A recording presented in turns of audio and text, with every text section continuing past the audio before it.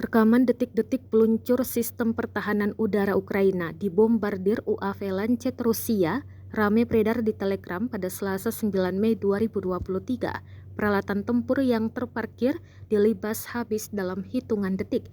Dalam keterangan unggahan disebutkan, inilah kekalahan peluncur sistem pertahanan udara S-300 Angkatan Bersenjata Ukraina oleh serangan Lancet UAV, Divisi Serangan Udara ke-76 Angkatan Bersenjata Rusia. Diduga insiden ini terjadi pada Februari 2023 lalu. Beruntung tak ada korban jiwa yang dilaporkan, namun lokasi penyerangan tidak dirincikan. Diketahui, pada 24 Februari 2022 adalah titik kelam bagi Ukraina. Di hari itu, setahun yang lalu, Rusia melakukan invasi besar-besaran ke negara tetangganya tersebut. Perang antara negara bertetangga ini pun berkobar sejak itu tanpa tahu kapan akan segera berakhir. Никольская Донецкой Народной Республики и Жеребянки Запорожской области.